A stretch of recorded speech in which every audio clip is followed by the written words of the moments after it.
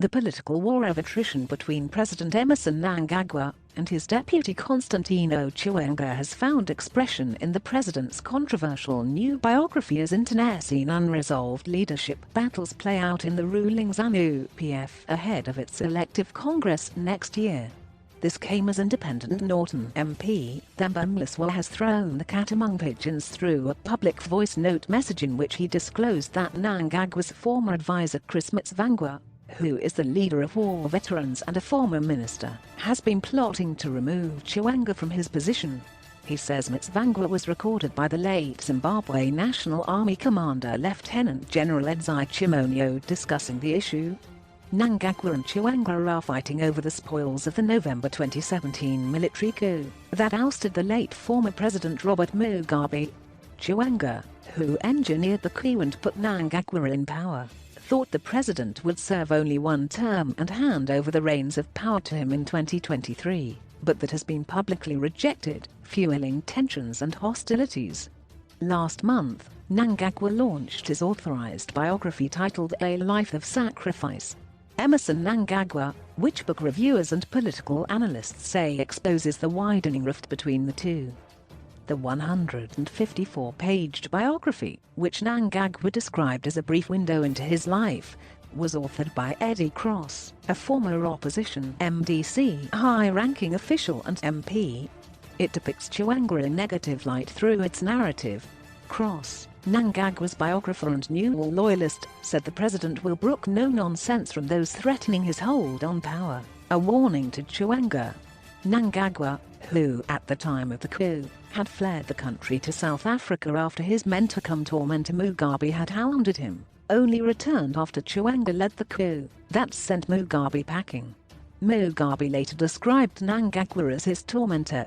The book, which has been reported on by the news hawks since launch, reveals that Chiwenga's appointment as co-deputy, together with Kembo Mahadi who resigned early this year after a sex scandal, was part of Mnangagwa's coup-proofing ploy. Mnangagwa appointed General Philip Valerio Sibanda to succeed Chiwenga as commander of the Zimbabwe Defense Forces. Sibanda, according to the book, is possibly the best soldier in southern Africa and a man that was deeply respected in the army.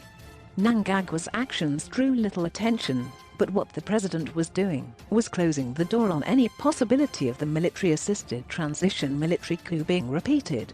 He needed to know that the security services were led by men in whom he had confidence as professionals, the book says. Differences between Mnangagwa and Chiwenga played out when the latter demanded that a state of emergency, martial law, be declared during the 2019 riots, which had been triggered by a 150% increase in the price of fuel. When it became known that a state visit to Russia was planned for the week beginning the 14th January 2019, disturbing intelligence was received that disturbances were planned, quote, the book reads.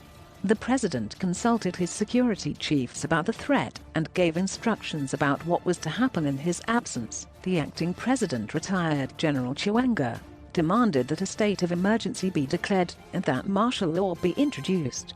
This would have effectively meant that the armed forces took over the administration of the state and the commander-in-chief of security services, but General Sibanda refused. He said his orders from the president were very clear.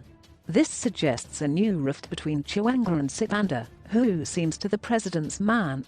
Internet services were suspended during the protests after security forces were deployed to quell the disturbances.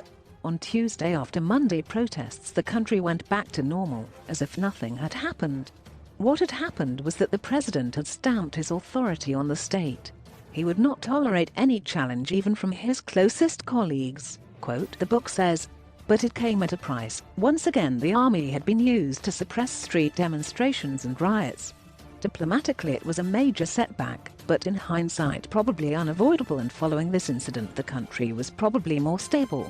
What it clearly showed was that the armed forces were fully under his control. The book also says government's push for political reform, a key requisite for re-engagement with the international community, had been crippled by infighting within the ruling Zanu-PF.